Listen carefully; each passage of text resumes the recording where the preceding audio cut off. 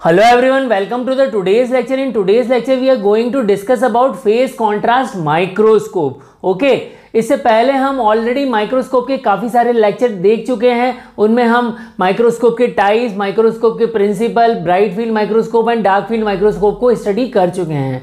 Okay, तो आज की इस क्लास में हम फेज कॉन्ट्रास्ट माइक्रोस्कोप के प्रिंसिपल और वर्किंग प्रोसेस को एक्सप्लेन करेंगे. ओके, सो यहाँ पर आप देखिए फेज कॉन्ट्रास्ट माइक्रोस्कोप का मतलब क्या है. बेसिक यहाँ पर आप देखिए फेज कॉन्ट्रास्ट माइक्रोस्कोप जो है basically it increases the contrast, ये कॉन्ट्रास्ट को इंक्रीज करता है. कॉन्ट्रास्ट किसका? लाइट का कॉन्ट्रास्ट. ओके, सो यहाँ पर जो लाइट का जो भी फेज होता है उसको फेज को शिफ्ट किया जाता है. अब बेसिकली लाइट को हम किससे देखते हैं? लाइट को हम उसकी वेव से देखते हैं. ओके, जो भी लाइट होती है उसकी अपनी एक वेवलेंथ होती है. अगर हम जनरली ह्यूमन आइज की बात करें यहाँ पर, तो ह्यूमन आइज जो होती हैं, ह्यूमन आइज जो है लाइट की इंटेंसिटी को चेक कर सकती हैं, लाइट की वेवलेंथ को चेक नहीं कर सकती. ओके, तो यहाँ पर आप देखिए अगर इस रूम के अंदर काफ़ी सारी लाइट है तो मैं और आप लोग भी यहाँ पर जो लाइट को है वो देख सकते हैं कि लाइट ज़्यादा है. अगर किसी रूम में लाइट कम है तो उसके हम क्या कहेंगे कि लाइट इंटेंसिटी उस रूम में कम है. ओके, अगर यहाँ अंधेरा कर दिया जाए तो यहाँ पर लाइट इंटेंसिटी कम हो जाएगी. तो ये सारी चीज़ें ह्यूमन आई ऑब्जर्व कर लेगी. बट ह्यूमन आई क्या ऑब्जर्व नहीं करेगी? ह्यूमन आई लाइट की वेवलेंथ के चेंज को ऑब्जर्व नहीं कर पाएगी. ओके, तो इस चीज को आप ध्यान दीजिए.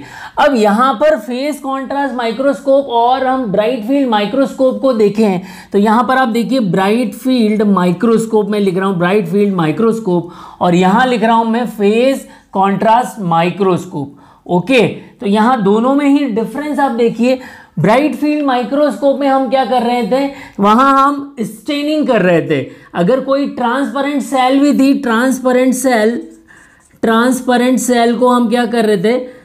स्टेन कर रहे हैं. ट्रांसपेरेंट सेल जो हैं उसको हम क्या कर रहे हैं? स्टेन कर रहे हैं. Okay, clear. And then we are viewing the image. But यहाँ पर लिविंग सेल की इमेज हम नहीं देख पा रहे हैं क्योंकि लिविंग सेल को अगर हम स्टेन करेंगे तो उस स्टेनिंग की वजह से टॉक्सिसिटी होगी, सेल किल हो जाएगी. बट फेज कॉन्ट्रास्ट माइक्रोस्कोप में बेसिकली क्या किया जाता है? लिविंग सेल को लिया जाता है. ओके, लिविंग सेल्स को लिया जाएगा जो कि क्या होगी? ट्रांसपेरेंट होगी. ओके, ट्रांसपेरेंट होगी और जो लिविंग सेल के जो भी प्रोसेस है उनको भी व्यू किया जाएगा. ओके, तो यहाँ पर ट्रांसपेरेंट सेल्स लिया जाएगा.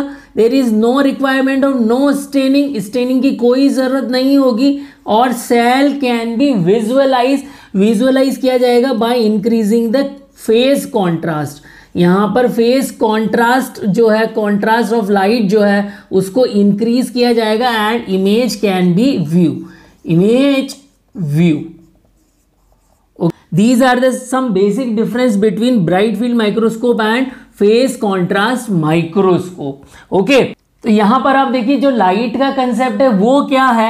देखिए लाइट की अपनी एक वेवलेंथ है. सो this is a wave diagram. This is basically a wave diagram हम बोल सकते हैं. Okay, clear. और ये एक अपनी वेव है. ओके, तो यहाँ पर आप देखिए अगर जो वेव की जो दोनों पीक्स हैं, this is one peak, this is first peak and this is second peak. Okay, अगर हम इन दोनों को कंसीडर करें तो मैं एक लाइन आपको यहाँ पर ड्रॉ कर रहा हूँ. ओके, तो from first peak to second peak के बीच में जो डिफरेंस है, जो लेंथ है, that is known as a lambda. इसी को हम क्या बोलते हैं? लैम्डा. ओके, अगर मैं इसको हाफ कर दूं तो यहाँ पर देखिए जो वैली है, this is the valley. Okay, और ये इन दोनों के बीच की दूरी, सेकेंड पीक और जो वैली है इन दोनों के बीच की दूरी को हम क्या बोलेंगे? Lambda by 2. ओके, ये हाफ वेवलेंथ हो गई. अगर मैं इसको और हाफ कर दूं तो यहाँ पर आप देखिए क्या होगा. ओके, इसको आप देखिए अगर मैंने इसको और हाफ कर दिया तो ये इस तरह से मैंने हाफ कर दिया तो अब ये जो एरिया है वो क्या हो जाएगा? लैम्डा बाय 4 हो जाएगा. ओके, तो इस तरह से हम वेवलेंथ को हाफ लैम्डा बाई 4 इस तरह से किया जा सकता है. क्लियर. अब जनरली देखिए क्या होता है, जो भी लाइट वेव्स पास होती हैं वो अगर सिंपल एयर के एयर में ही पास हो रही हैं या कोई मीडियम और कोई चेंज नहीं हुआ है, तो लाइट वेव में कोई डिफ्रैक्शन नहीं आएगा। अब आप यहाँ पर देखिए, अगर हम किसी लाइट को ऐसे एरिया से पास करें जहाँ पर कि डेंसिटी डिफरेंट हो, मीडियम डिफरेंट हो, जैसे कि मीडियम क्या हो सकता है, जनरली एयर मीडियम रहता है, या फिर अगर मीडियम चेंज हुआ, लिक्विड मीडियम हो गया या सॉलिड मीडियम हो गया, ओके, तो वहाँ पर लाइट वेव जो है वो चेंज हो जाएगी, मीडियम चेंज हो गया। तो मीडियम में क्या होता है, डेंसिटी चेंज हो जाती है, ओके। तो यहाँ पर आप देखिए, अगर किसी एरिया की या किसी मीडियम की जो है, यहाँ मैं लिख रहा हूँ आपको मीडियम, अगर मीडियम की डेंसिटी अगर हम क्या कर दें, बढ़ा दें, if you are increasing the density, density बढ़ जाएगी। तो डेंसिटी बढ़ने से क्या होगा, रिफ्रैक्टिव इंडेक्स जो होगा, रिफ्रैक्टिव इंडेक्स जो होगा वो क्या हो जाएगा, बढ़ जाएगा। रिफ्रैक्टिव इंडेक्स भी क्या हो जाएगा, बढ़ जाएगा, ओके। और रिफ्रैक्टिव इंडेक्स अगर बढ़ जाता है तो वेवलेंथ जो लाइट है वो अपने उस जिस पाथ से वो जा रही है उससे डिफ्रैक्ट हो जाएगी। तो सपोज करिए हम एक एग्जांपल लेके चलते हैं, ये हमारी एक सेल है, this is our cell, okay, और सेल के अंदर क्या है, this is a nucleus, okay, ये न्यूक्लियस हो गया, ओके। अब यहाँ पर आप देखिए, यहाँ जो लाइट है वो पास हो रही है, यहाँ पर लाइट पास हो रही है। तो अगर ये यहाँ पर न्यूक्लियस से पास होती है तो न्यूक्लियस, क्योंकि न्यूक्लियस की डेंसिटी ज़्यादा है तो ज़्यादा डेंसिटी होगी, तो ये लाइट वेव जो है इस तरह से वेवलेंथ कम हो जाएगी उसकी, ओके, क्लियर। सो लैम्डा क्या हो जाएगा, उसका डिक्रीज हो जाएगा, मतलब कि लाइट जो है अपने पाथ से डिफ्रैक्ट हो जाएगी, क्लियर। अगर मैं यही लाइट को अगर यहाँ पर सेल के अंदर दूसरे एरिया से पास करता हूँ तो वहाँ दूसरे एरिया में दूसरे ऑर्गेनल होंगे, बट हो सकता है कि वो न्यूक्लियस जैसी उनकी डेंसिटी ना हो, तो उस केस में उतना डिफ्रैक्शन नहीं आएगा जितना कि न्यूक्लियस से आ रहा है। तो यहाँ भी लाइट तो डिफ्रैक्ट होगी, बट जो लैम्डा होगा वो उतना डिक्रीज नहीं होगा। बट अगर मैं बात करूं कि अगर ये जो लाइट है अगर यहाँ से न्यूक्लियस सेल से ही बाहर जा रही हैं तो यहाँ पर लाइट में कोई भी लैम्डा में कोई डिफरेंस नहीं आएगा, ओके। मीन्स यहाँ मीडियम कोई चेंज नहीं है, यहाँ भी एयर मीडियम था और इस एरिया में भी क्या था, एयर ही मीडियम था, ओके। बट यहाँ पर न्यूक्लियस मीडियम आ गया तो न्यूक्लियस की डेंसिटी ज़्यादा है, और डेंसिटी अगर ज़्यादा होगी तो रिफ्रैक्टिव इंडेक्स ज़्यादा होगा, और रिफ्रैक्टिव इंडेक्स ज़्यादा होगा तो लाइट का डिफ्रैक्शन हो जाएगा। तो ये आपको लाइट का डिफ्रैक्शन समझ में आ गया, ओके। अब मैं आपको थोड़ा सा कंस्ट्रक्शन बताता हूँ फेस कॉन्ट्रास्ट माइक्रोस्कोप का बेसिकली। तो यहाँ हम लाइट का पहले डिफ्रैक्शन देखेंगे, फिर उसके बाद एक कंसेप्ट और समझेंगे, और फिर फाइनल डायग्राम किस तरह से बनता है रे ऑप्टिक्स का वो समझने का प्रयास करेंगे। तो यहाँ पर देखिए जनरली क्या होता है, लाइट सोर्स है हमारे पास में, ओके, लाइट सोर्स से लाइट आएंगी, ओके। तो यहाँ पर आप देखिए लाइट सोर्स से लाइट आएंगी, क्लियर, एंड इस तरह से लाइट आती हैं, ओके। तो लाइट सोर्स होगा, उससे लाइट आएंगी। कोई सा भी आप माइक्रोस्कोप ले लें, जनरली सभी माइक्रोस्कोप में लाइट सोर्स होता है।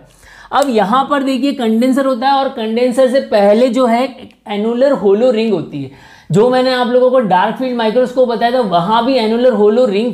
तो यहाँ पर आप देखिए ये जो एरिया है बेसिकली, ये जो रेड कलर का एरिया आपको नजर आ रहा है ये ओपेक एरिया है, ओके, और जो बीच का स्पेस आपको दिख रहा है ये होलो स्पेस है, ओके।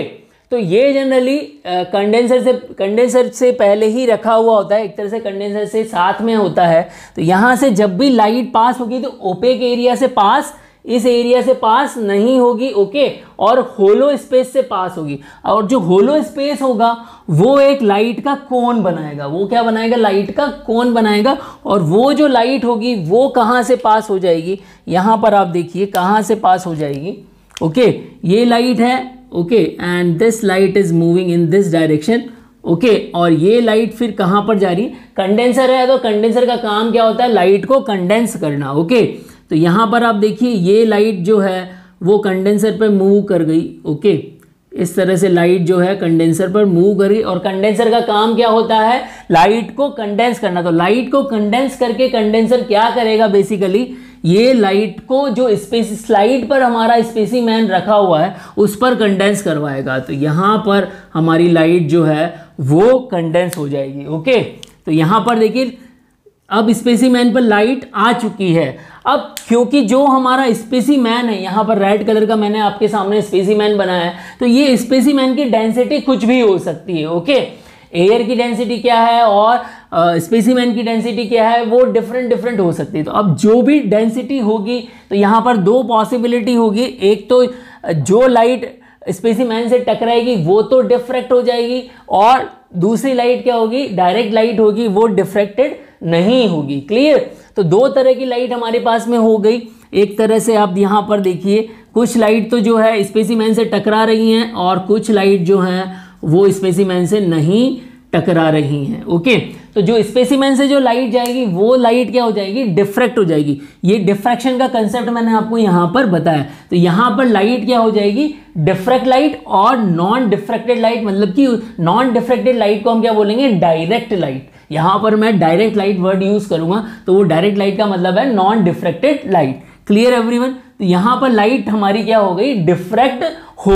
अब यहाँ पर आप देखिए, एक हमारा जो कंसेप्ट है वो क्या है, बेसिकली ये वेवलेंथ मैंने बनाई है, लाइट की वेवलेंथ बनाई है, वेव्स बनाई हैं। ओके, तो यहाँ पर आप देखिए दोनों वेव नंबर 1 और वेव नंबर 2 है। ओके, तो दोनों ही वेव में क्या है, पीक जो है हमारा, this is the peak. Okay, this is peak, और ये हमारी जो है वो क्या है, वैली है।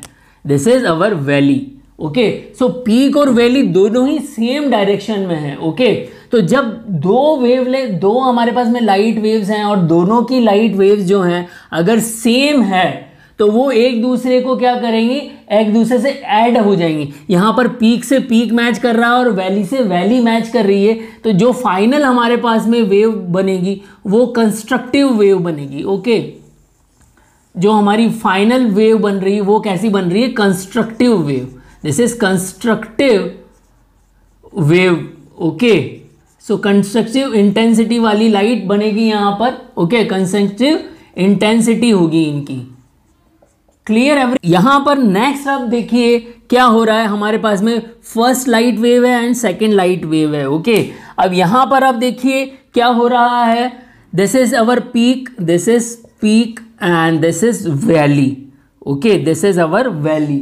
ओके, सो यहाँ पर पीक और वैली दोनों ही क्या हो रहा है, अलग अलग डायरेक्शन में है। ओके, सो अगर मैं इन दोनों को मैच भी करता हूं, अगर इन दोनों को मैं मिलाता हूं, तो यहां पर क्या होगा, देखिए इस तरह से बन के आएंगी, ये इस तरह से बन के आएंगी। ओके, तो ये दोनों एक तरह से बन के आ रही हैं, तो ये दोनों एक दूसरे को क्या कर देंगी, कट कर देंगी। क्लियर? तो यहां पर एक दूसरे को क्या कर देंगी, डिस्कार्ड कर देंगी। बेसिकली एक दूसरे का जो भी होगा वो उसको माइनस कर देंगी। क्लियर? तो फाइनल जो हमारे पास में बनेगा वो इस तरह से एक वेवलेंथ बनेगी। क्लियर? तो यहां पर क्या होगा, इसको हम बोलते हैं डिस्ट्रक्टिव इंटेंसिटी वाली लाइट हमारे पास में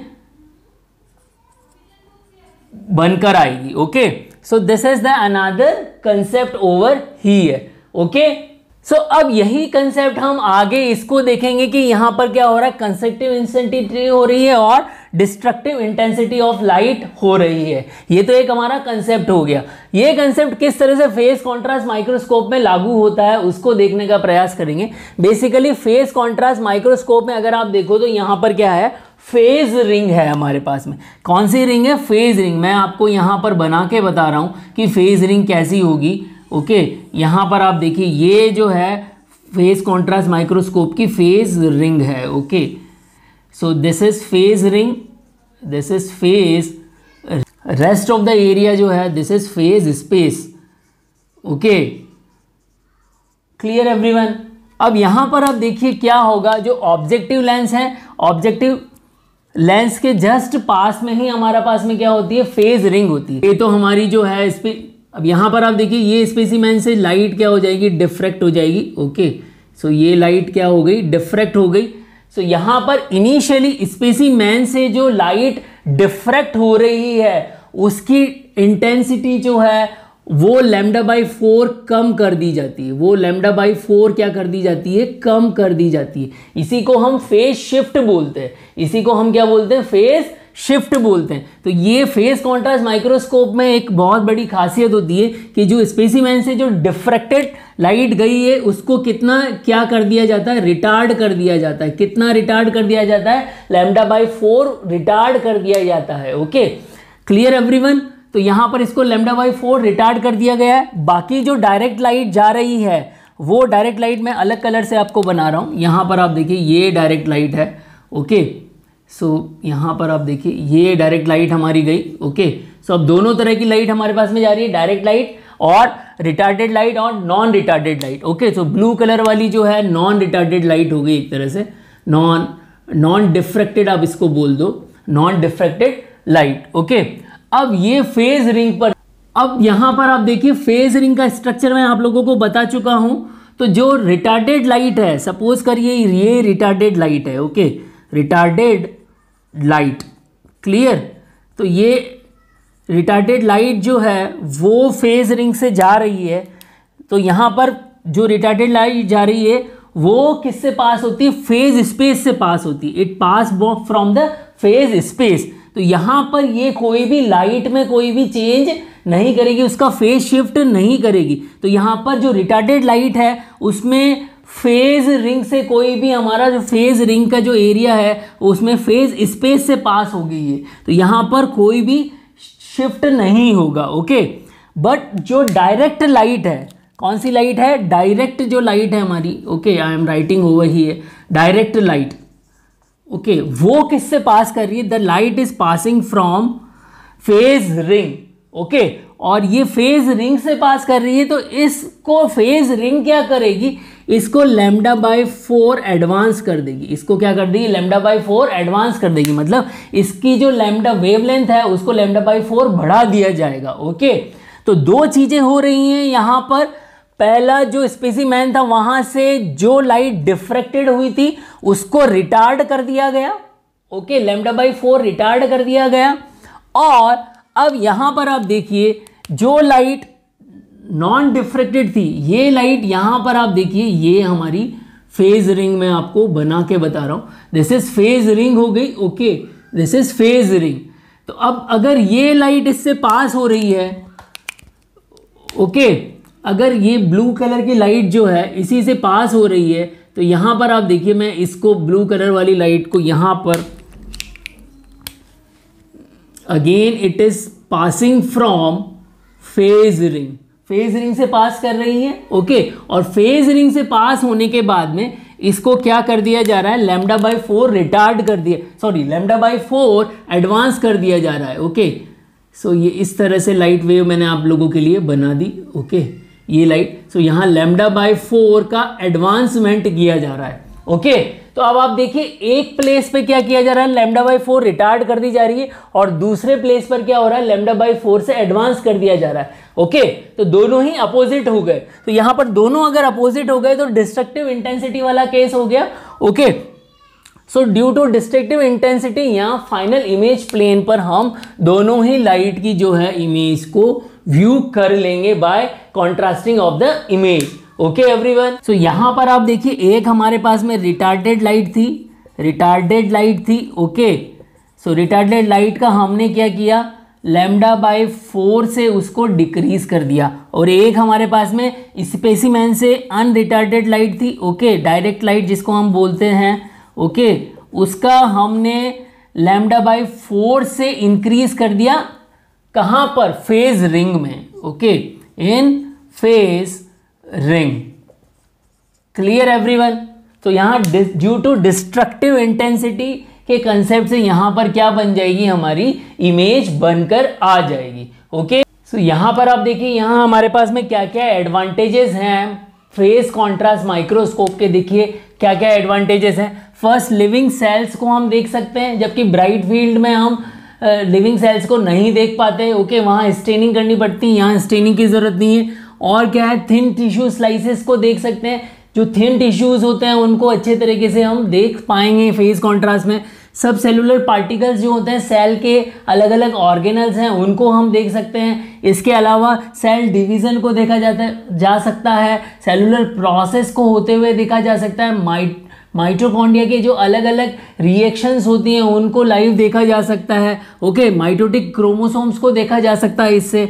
ओके, एंड माइक्रोबियल मोटिलिटी, जो माइक्रोब्स जो हैं उनकी मोटिलिटी क्या चेंजेस हो रही है उसको अच्छे से देखा जा सकता है। Bacterial components like endospore and inclusion bodies, इनको भी देखा जा सकता है। जनरली जैसे डार्क फील्ड माइक्रोस्कोप होता है वहाँ पर हम हैंगिंग ड्रॉप मेथड को अच्छे से देख सकते हैं। ओके, इसी तरह से यहाँ भी मोटिलिटी जो है हैंगिंग ड्रॉप मेथड में, तो और उसके अलावा जो मोटिलिटी है जो दूसरे मेथड भी और भी हम अप्लाई कर सकते हैं, तो फेस कॉन्ट्रास्ट माइक्रोस्कोप से हम देख सकते हैं। ओके, अब यहाँ पर देखिए इसका बेसिक प्रिंसिपल क्या है जो हमने पढ़ा है वो देखिए अब क्या है।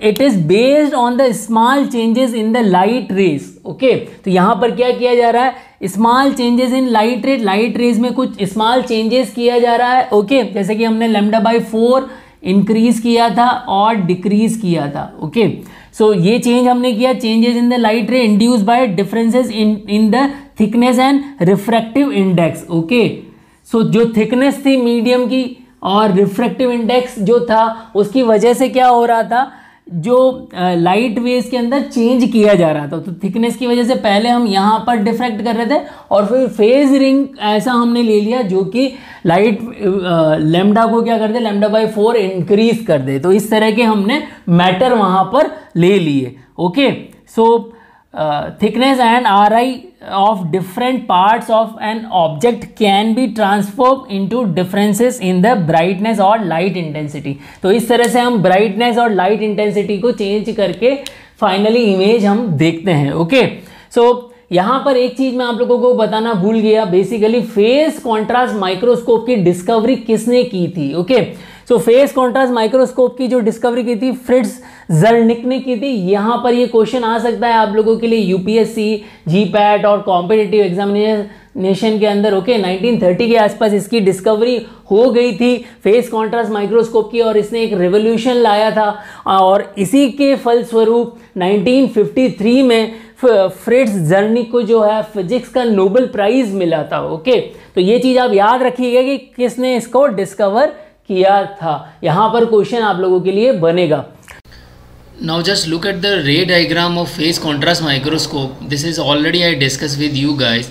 Now these are the various images seen by the various microscope. So bright field and dark field I already discussed. This is the image shown by the phase contrast microscope. So you can find out how much phase contrast is increases in this image, and external structure also look very well. Okay, so hopefully यहाँ पर जो phase shift का concept है वो मैंने आप लोगों को समझाया। फेज कॉन्ट्रास्ट माइक्रोस्कोप में दो चेंजेस हैं, फेज रिंग और हमारे पास में एक्स्ट्रा आ गई है अगर हम डार्क फील्ड माइक्रोस्कोप से कंपैरिजन करें, और अगर हम ब्राइट फील्ड से कंपैरिजन करें तो दो चीजें एक्स्ट्रा है, फेज रिंग एक्स्ट्रा है और एनुलर होलो रिंग एक्स्ट्रा है। ओके, सो इन दोनों की वजह से ही हम क्या कर पा रहे हैं, यहाँ पर बेसिकली फेज शिफ्ट कर पा रहे हैं, λ/4 का एडवांसमेंट और डिक्रीमेंट कर पा रहे हैं लाइट में। ओके, सो होपफुली आज के लेक्चर में जो भी मैंने फेस कॉन्ट्रास्ट माइक्रोस्कोप का जो कंसेप्ट आप लोगों को समझाया आप लोगों को समझ में आया होगा। आप लोगों की जो भी क्वेरीज हैं वो कमेंट बॉक्स में लिखें। यहाँ पर मैंने आप लोगों के साथ में क्वेश्चंस डिस्कस किए हुए हैं जो कि कॉम्पिटिटिव एग्जामिनेशन में आए हुए हैं। Hello everyone, now it's time for question round. Question number 1, who discovered phase contrast microscope? A. Robert Koch, B. Alexander Fleming, C. Fritz Zernike, and D. Ernst Ruska. Question number 2, in phase contrast microscope, which special component in its structure differ it from other microscope? A. Objective lens, B. Condenser lens, C. Phase ring, and D. All of these. Question number 3, true statement about phase contrast microscope. A. Direct light can be advanced by λ/4 with the help of phase space. B.